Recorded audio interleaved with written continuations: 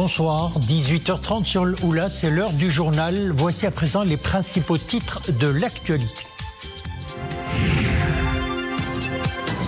Le président du Sénat français Gérard Larcher est en visite au Sahara marocain, plus précisément à Laayoune. Ce déplacement marque un tournant décisif dans les relations maroco-françaises. À travers ce pas, la France acte encore une fois sa reconnaissance effective à la marocanité du Sahara.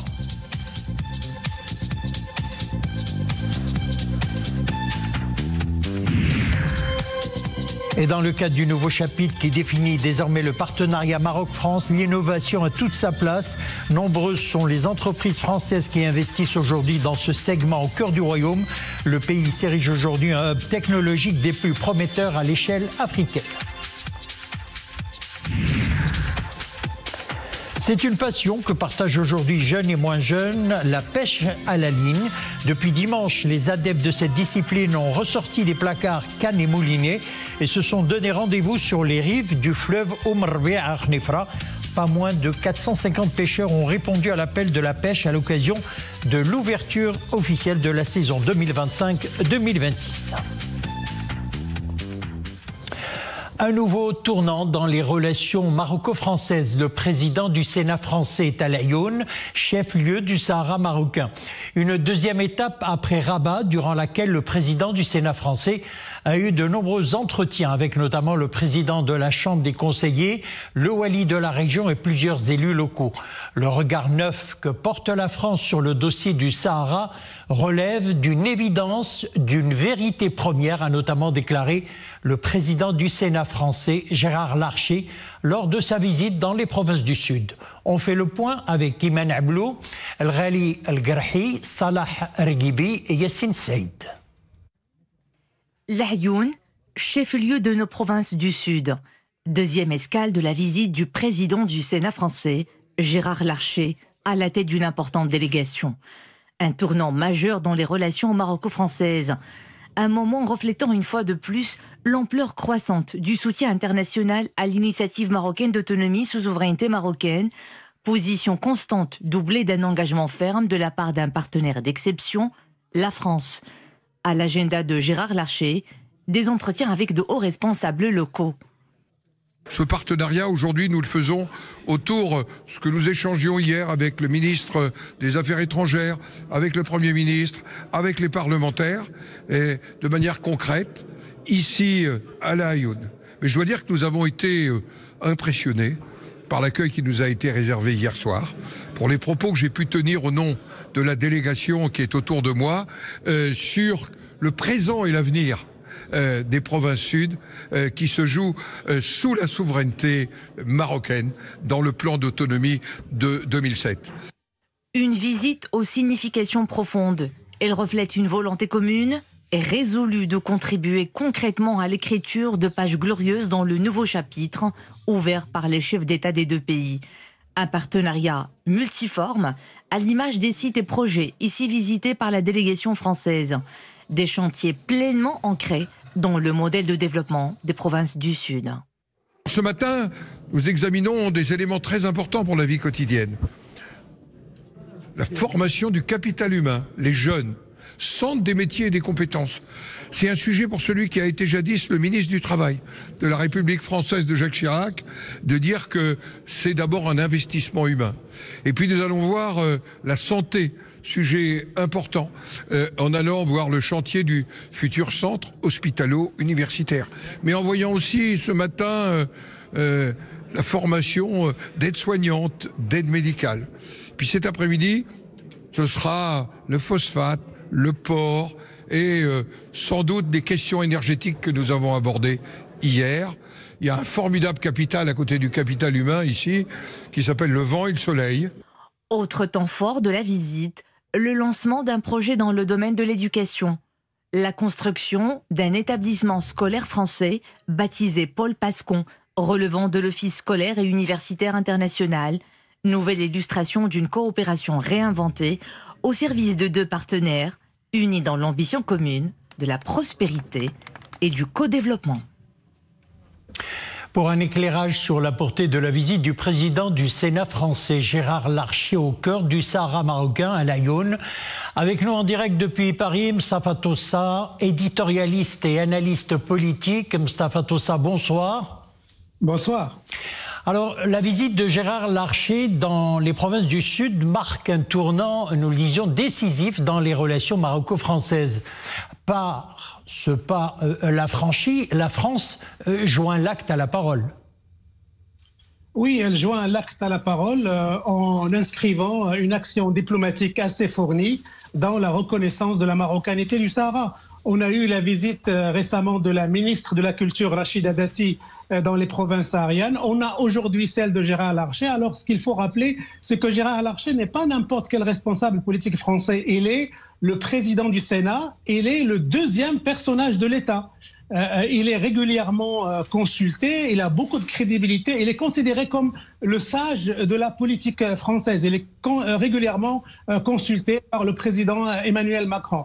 Alors quand dans ses sorties médiatiques, Gérard Larcher a tenu à dire et a lancé un message extrêmement important, à savoir que le soutien français à la marocanité du Sahara n'est pas le positionnement d'un gouvernement ou d'une majorité, mais plutôt le positionnement d'un État et de la République française. C'est dire à quel point les Français sont sérieux dans leur soutien à la marocanité du Sahara. C'est une position irréversible et cette visite est venue l'incarner de manière extraordinaire. Il n'y a qu'à voir les mots qui ont été choisis par Gérard Larcher pour dire à quel point la France est aux côtés du Maroc de manière irréversible dans son soutien à la marocanité du Sahara. Alors, c'est une visite qui a permis également au président du Sénat français de constater de visu la dynamique de développement enclenchée au cœur du Sahara marocain, portée par la vision stratégique de Sa Majesté le Roi. Alors, comment la France peut-elle adhérer à ce grand chantier de développement continu des provinces du Sud ? Oui, c'est vrai que l'argument économique est très attractif, que ce soit pour la France ou pour les pays européens.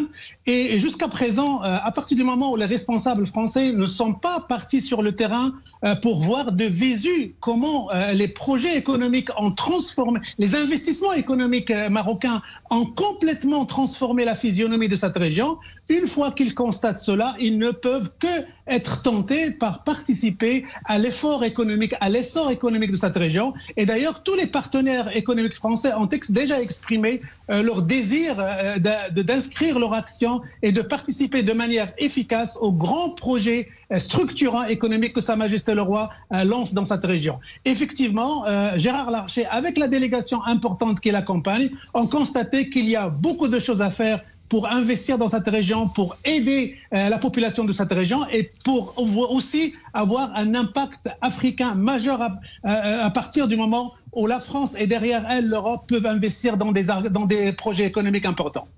Alors, le soutien clair et sans ambiguïté de la France à la marocanité du Sahara est-il de nature à amener d'autres pays européens partenaires de la France à s'inscrire dans cette même dynamique ?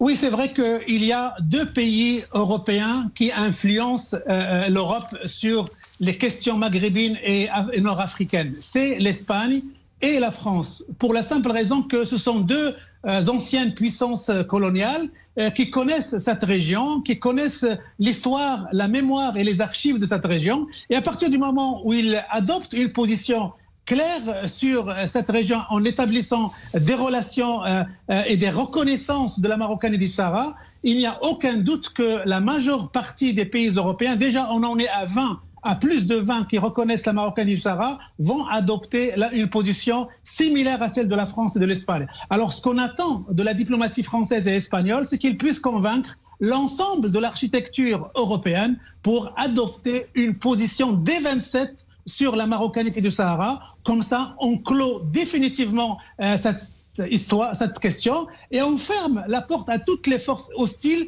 qui essayent de l'empoisonner, qui essayent de lui porter atteinte, et on sanctuarise la précieuse relation entre le Royaume du Maroc et l'Union européenne. Monsieur Mustapha Tossa, merci d'avoir été en direct par Skype depuis Paris avec nous dans le journal. Je rappelle que vous êtes éditorialiste et analyste politique. Merci. Et dans le cadre du nouveau chapitre qui définit désormais le partenariat Maroc-France, l'innovation a toute son importance. Ce secteur est porteur d'une forte valeur ajoutée pour les deux partenaires.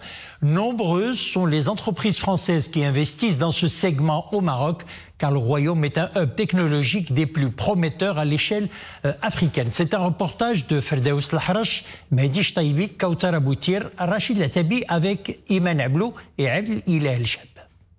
Une inauguration au goût de l'innovation. C'est à Oujda que cette prestigieuse multinationale française choisit d'ouvrir sa nouvelle antenne. Une plateforme de services multidisciplinaires. Le choix de l'oriental est loin d'être fortuit. La région s'érige désormais en territoire de prédilection pour les géants du numérique. On a commencé ce projet il y a 3 ans. C'était un projet qui nous tenait à cœur. C'était un pari aussi de choisir Oujda. Ce qui nous a motivés et incité à venir ici, c'est l'accompagnement qu'on a eu d'abord des autorités autour des services du Wali, CRI. Et ce qui a été déterminant, c'est la qualité de l'enseignement dispensé ici, des écoles, des universités. Donc notre ambition, c'est vraiment de recruter des jeunes diplômés et puis de les accompagner dans leur formation autour des métiers de l'innovation et des métiers plus traditionnels. Cette implantation stratégique s'inscrit dans la dynamique de Maroc Digital 30 et insuffle une nouvelle force à l'écosystème numérique de l'Oriental. Le centre d'excellence déploiera des solutions avant-gardistes, notamment en matière d'archivage électronique et de dématérialisation des services publics. Les compétences marocaines sont mises à contribution et reconnues pour leur talent et la qualité de leur formation. Elle est vraiment une opportunité pour tous les jeunes diplômés à Oujda ou bien à l'Oriental en général. Elle nous a facilité l'intégration dans le marché du travail. On est chargé de l'automatisation et de l'industrialisation de nos produits pour assurer des livraisons dans de brefs délais, tout en se basant sur les dernières technologies. Et voilà, donc je suis ravi de faire partie parmi les équipes de Tessi qui partagent une même vision, c'est de faire au Maroc un hub technologique pour la digitalisation des services publics et aussi tout en se basant sur l'écosystème local. Ce centre d'excellence de 2200 mètres carrés, nous créons 300 emplois d'ici 2026, principalement des métiers technologiques, tout en mettant l'accent sur le bien-être et le développement de nos collaborateurs. Ce projet d'investissement s'inscrit dans la stratégie Maroc Digital 2030, à laquelle nous apportons notre expertise en digitalisation pour soutenir la modernisation des services publics au Maroc. Notre engagement dépasse la création d'emplois. Nous travaillons à dynamiser tout l'écosystème numérique local. Une nouvelle consécration de la position stratégique du Royaume qui aspire à devenir un pôle technologique prééminent à l'échelle africaine. D'Oujda cap cette fois sur Rabat, où une autre entreprise de l'Hexagone est installée depuis 2007. Capgemini est un leader mondial des services d'ingénierie. Fort de plus de 55 ans d'expérience, le groupe est une référence dans les domaines du cloud, de la data, de l'intelligence artificielle, de la connectivité ou encore de l'ingénierie digitale. Au Maroc, le groupe a développé un centre d'excellence technologique et de transformation digitale pour ses clients internationaux. Nous travaillons vraiment en étroite collaboration avec les équipes du groupe pour développer des solutions innovantes qui répondent aux défis globaux, tout en apportant une expertise locale. Cette synergie permet de valoriser le talent et le savoir-faire marocain tout en répondant aux besoins des marchés européens, notamment nos clients basés en France. L'entreprise dispose de 2 antennes, à Rabat et à Casablanca, et dépeint l'excellence comme le socle sur lequel repose la promesse de l'entreprise qui trouve ici son compte. Les talents marocains font leurs preuves et épousent la philosophie de l'entreprise qui ne jure que par l'excellence technologique au service de la coopération entre 2 partenaires d'exception, le Maroc et la France. La coopération entre la France et le Maroc, c'est bien plus qu'un partenariat économique. C'est vraiment une opportunité de bâtir un avenir durable et inclusif. Avec nos centres technologiques à Casablanca et Rabat, Capgemini ne se contente pas de développer des solutions digitales pour les entreprises françaises et européennes. Nous contribuons également à faire émerger des talents marocains en stimulant l'innovation. Notre approche, c'est vraiment de créer un environnement dynamique où l'innovation, le développement durable et l'inclusion deviennent des bases d'un développement équitable et partagé. Dans sa course à l'innovation, le Maroc voit grand. À l'horizon 2030, le pays ambitionne de créer 240 000 emplois dans le secteur des technologies de l'information et de la communication, avec à la clé le lancement de 3000 startups. L'objectif est de générer une contribution de près de 10 milliards de dollars au PIB du pays. Autre symbole du rapprochement entre la France et le Maroc, la participation du Royaume au Salon international de l'agriculture de Paris en tant qu'invité d'honneur. Le Premier ministre français a effectué hier soir une visite au pavillon marocain. François Bayrou s'est longuement attardé au niveau des différents stands du pavillon marocain en compagnie du ministre de l'Agriculture, de la Pêche maritime, du Développement rural et des eaux et forêts, Ahmed El Bouheri. Des explications ont été fournies au Premier ministre français sur les produits du terroir marocain et le travail des coopératives. Sur 476 mètres carrés, le pavillon marocain présente un éventail de produits emblématique de son terroir, issu de 76 coopératives dynamiques, regroupant près de 2000 petits agriculteurs, dont 639 femmes, véritables gardiennes du savoir-faire ancestral national. Dossier du Sahara marocain, la République de Cabo Verde réitère son soutien à l'intégrité territoriale et à la souveraineté du Maroc sur l'ensemble de son territoire, y compris la région du Sahara. S'exprimant lors d'un point de presse à l'issue de sa rencontre avec le ministre des Affaires étrangères, de la coopération africaine et des Marocains résidant à l'étranger, Nassar Bourita, le ministre des Affaires étrangères, de la coopération et de l'intégration régionale de la République de Cabo Verde, José Filomeno de Carvalho Dias Monteiro, a réaffirmé le plein soutien de son pays au plan d'autonomie présenté par le Royaume en 2007, en le considérant comme la seule solution crédible et réaliste pour résoudre ce différend régional. Dans un communiqué conjoint publié à l'issue de sa rencontre avec le ministre des Affaires étrangères, de la coopération africaine et des Marocains résidant à l'étranger, Dias Monteiro a salué le leadership et la contribution remarquable de Sa Majesté le Roi aux efforts de la communauté internationale pour la promotion de la paix, de la stabilité, du développement dans le continent africain et saluer l'initiative du souverain visant à favoriser l'accès des pays du Sahel à l'océan Atlantique. Autre soutien, ou plutôt le renforcement du partenariat stratégique entre le Maroc et la Banque mondiale a été au centre d'un entretien à Rabat entre la ministre de l'économie et des finances, Nadia Ftah, et le vice-président de la Banque mondiale de la région du Moyen-Orient et de l'Afrique du Nord, Ousmane Dione. L'occasion de passer en revue les réformes structurelles initiées par le gouvernement conformément aux hautes directives royales et de s'informer de l'état d'avancement des grands projets à l'égard du chantier de l'État social, d'infrastructures, de l'emploi, des énergies renouvelables et de la transition numérique. Les deux parties ambitionnent de collaborer dans plusieurs domaines, notamment l'emploi, l'inclusion des femmes, la régionalisation et l'élaboration de politiques durables. Un partenariat fort, comme a tenu d'ailleurs à le souligner le vice-président de la Banque mondiale de la région Moyen-Orient et de l'Afrique du Nord, Ousmane Dione. Nous l'écoutons. Nous avons évoqué le partenariat entre la Banque mondiale et le Royaume du Maroc. Un partenariat fort, un partenariat sain, mais aussi un partenariat qui bâtit sur pas mal de succès qu'il est important de relever et de féliciter les autorités marocaines pour ces avancées-là. Bien entendu, en passant en revue le portefeuille et le pipeline des opérations que nous avons, nous nous sommes projetés sur des agendas qui sont extrêmement cruciaux. Parmi ces agendas-là, le thème de l'emploi est extrêmement important.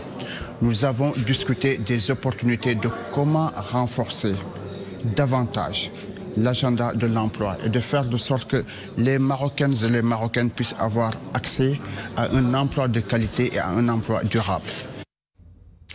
Nous passons à présent à l'actualité internationale. Après Emmanuel Macron, le Premier ministre britannique Keir Starmer se rendra à son tour jeudi à Washington pour essayer de convaincre Donald Trump que des garanties de sécurité sont nécessaires à tout accord de cessez-le-feu avec la Russie en Ukraine. Alors que le président français a estimé qu'une trêve est possible dans les semaines à venir, le principal objectif de Starmer est d'obtenir de Trump que les États-Unis fournissent un filet de sécurité, peut-être sous la forme d'une couverture aérienne, de renseignements et de logistique pour soutenir d'éventuelles troupes européennes envoyées en Ukraine pour surveiller donc le cessez-le-feu. Et puis ce drame survenu en Inde, 8 ouvriers sont toujours pris au piège à l'intérieur d'un tunnel en construction dans le sud du pays, 3 jours après son effondrement. L'accident s'est produit samedi dans l'état de Telangana, quand un afflux d'eau et de terre soudain a provoqué l'effondrement d'une partie du tunnel. Les chances de survie ne sont pas très grandes, a déclaré à la presse le ministre du Tourisme de cet État. 42 ouvriers ont pu atteindre un lieu sûr à la nage peu de temps après l'écroulement. Retour chez nous avec cette interpellation d'un ressortissant français d'origine algérienne, objet d'un mandat d'arrêt international à Marrakech. Dans un communiqué, la Direction générale de la Sûreté nationale indique que le mis en cause, âgé de 27 ans, a été interpellé après que l'opération de pointage dans la base de données de l'Organisation internationale de police criminelle Interpol a révélé qu'il fait l'objet d'un avis de recherche internationale, et ce en vertu d'une notice rouge émise par les autorités judiciaires françaises pour son implication présumée dans une affaire liée au trafic de drogue dans le cadre d'une bande criminelle et d'une tentative de meurtre. Page loisirs, plus qu'un simple passe-temps, la pêche à la ligne compte de plus en plus d'adeptes au Maroc. Une passion que partagent jeunes et moins jeunes, principalement en cette période où la saison de la pêche 2025-2026 a été lancée officiellement dimanche dernier. Elle met en place cette année plusieurs mesures qui incluent notamment le repeuplement des milieux aquatiques et l'encadrement des associations de pêche à travers des actions de sensibilisation aux dispositions réglementaires en vigueur. Ces mesures touchent en particulier la pêche à la truite. Sur les rives du fleuve d'Oumarbia à Khénifra, plus ou moins, pas moins de 450 pêcheurs se sont donné rendez-vous. Voyons tout cela dans son reportage. Ahmed Fadili, Abdel El Cheb et Maria Aoued. Ils ont répondu présent à l'appel de l'Agence nationale des eaux et forêts pour honorer officiellement l'ouverture de la pêche à la truite. Des pêcheurs professionnels, des amateurs et des passionnés se sont retrouvés les pieds dans l'eau à taquiner la truite. D'ailleurs, plus de 2 millions d'alevins de truite ont été déversés dans le lac de Oumrabieh. Mais pour préserver l'écosystème, le quota journalier est fixé à 8 pièces maximum. C'est mon père qui m'a transmis sa passion pour la pêche et je ne raterai pour rien au monde l'ouverture officielle de la saison. C'est un moment très agréable que nous partageons ensemble dans ce bel endroit. J'ai même réussi à pêcher une truite. Je suis venu de loin pour célébrer le coup d'envoi officiel de la saison de la pêche à la truite dans ce très beau lac poissonneux de Oumrabieh.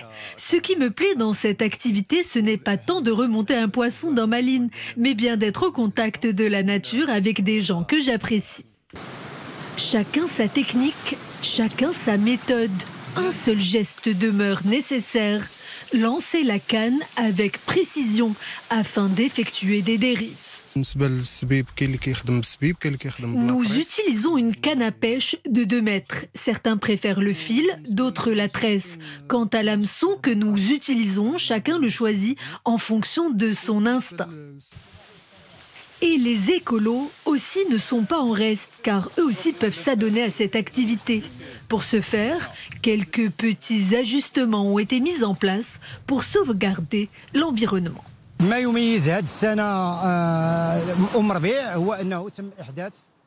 Il y a aujourd'hui sur le site 3000 pêcheurs qui viennent de tout le pays.